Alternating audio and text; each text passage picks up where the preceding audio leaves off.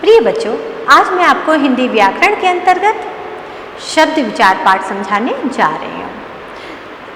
सर्वप्रथम हम शब्द की परिभाषा देखते हैं। शब्द एक या एक से अधिक वर्णों के मेल से बने सार्थक वर्ण समूह को शब्द कहते हैं। सार्थक वर्ण समूह का होना आवश्यक है। जैसे कमल। कमल नाम सुनते ही आपको एक पुष्प की याद आ गई होगी।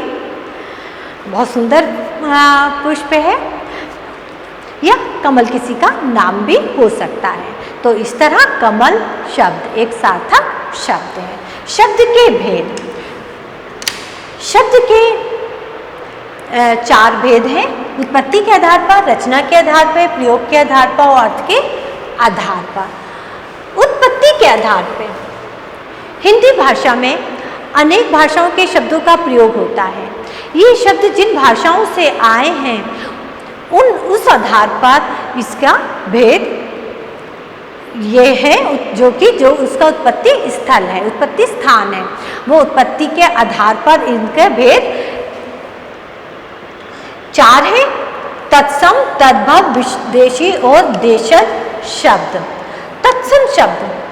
तत्सम शब्द वह शब्द हैं जो कि संस्कृत में प्रयोग में, संस्कृत भाषा के शब्द हैं। संस्कृत में के जिन शब्दों को हिंदी में जो का त्यों प्रयोग किया जाता है या उसी रूप में प्रयोग किया जाता है उसे तत्सम शब्द कहते हैं।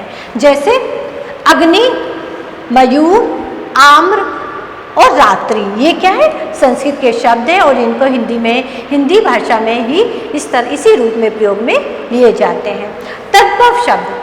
तद्भव शब्द संस्कृत के भाषा के मूल शब्द होते हैं, लेकिन ये हिंदी में इनका बदला हुआ रूप प्रयोग में लिया जाता है या प्रयोग में आते हैं।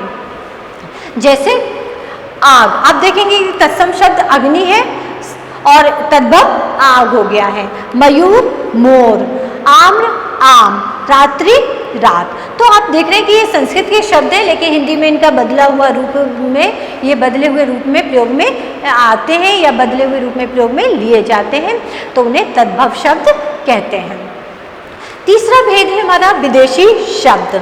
विदेशी, हमारे देश में अनेक प्रकार की भाषाएं बोली जाती हैं और उन भाषाओं के शब्द हिंदी में जो उसी रूप में ही प्रयोग में लिए जाते हैं, उन्हें विदेशी शब्द कहते हैं। जैसे साबुन और बाल्टी, ये क्या है?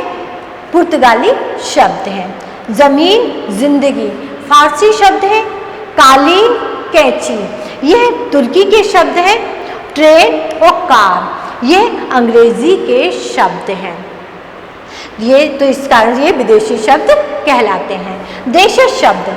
देशज शब्द वह शब्द है जो क्षेत्र विशेष में बोले जाते हैं या इनका हिंदी में इनके आवश्यकता के अनुसार इनका जन्म हो गया है। जैसे खिड़की, प्याऊ, खांसी, ठेला, ये सब देशज शब्द हैं।